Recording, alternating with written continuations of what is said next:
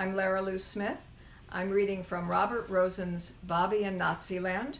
It's chapter 14, entitled In America.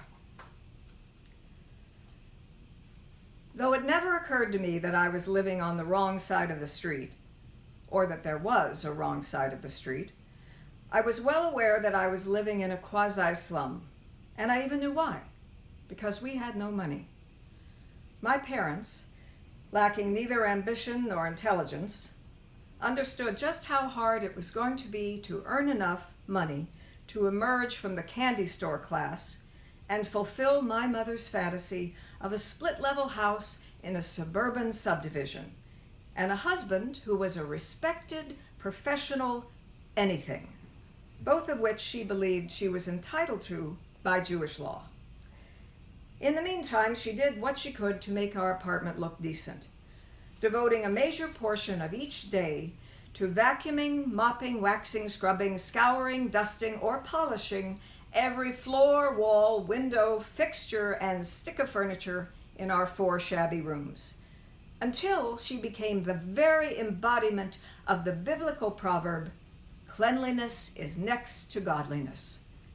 And she believed that the end result of her relentless efforts was a house so immaculate that any time I dropped food on the floor, I could pick it up and eat it.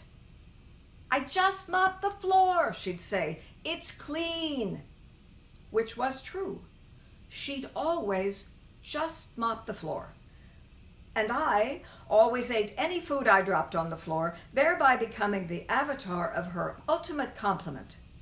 "Her house is so clean you can eat off the floor," which she often said of her mother, Helen, whose home smelled faintly of bleach because she was forever scrubbing everything with Clorox to kill the germs. But it just wasn't possible to make our house sparkle like the ones my mother saw on TV, because no matter what she cleaned, or how often she cleaned it, there was no disguising the fact that even if Mr. Clean himself had come down like Jesus from heaven and unleashed a white tornado, nothing could ever restore the apartment to the state of virgin pristinity to which she aspired. The peeling paint, crumbling plaster, splintered wooden floors, broken tiles, cracked bathroom fixtures, and persistent lack of heat and hot water, courtesy of our incompetent super, Mr. Kruger, which forced us on cold days to huddle around the stove as if it were a hearth and boil water to take baths, all conspired to reaffirm a simple truth: nothing could hold impending squalor at bay. That's just the way it had been since we moved in 1953. Yet every time my mother saw a fingerprint on the wall, you would think we were living in the Grand Palace of Versailles.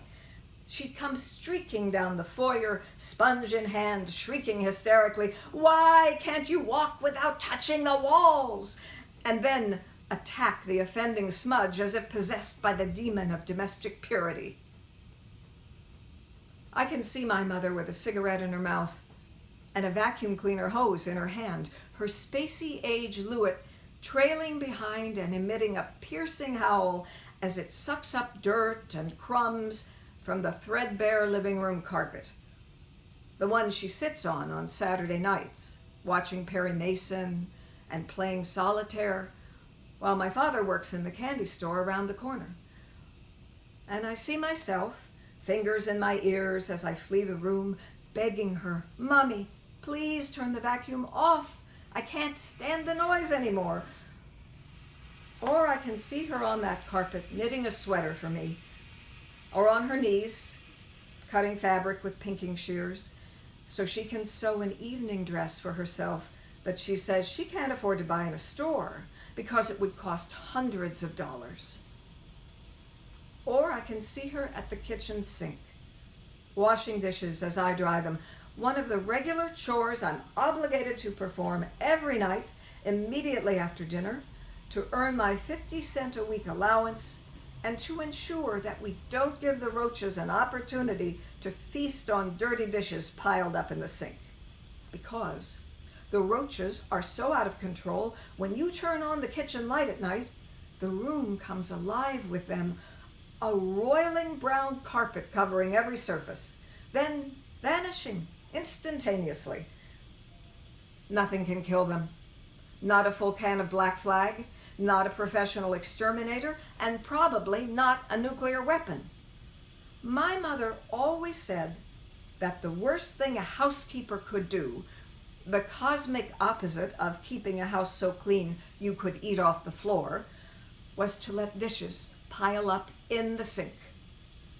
You walk into the kitchen and the first thing you see is a sink full of dirty dishes, she would say, usually about some hapless goy neighbor, as if this were the most humiliating tragedy that could possibly befall a housewife.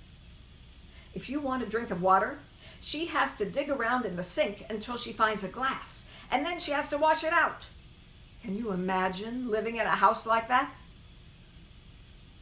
Actually, I couldn't.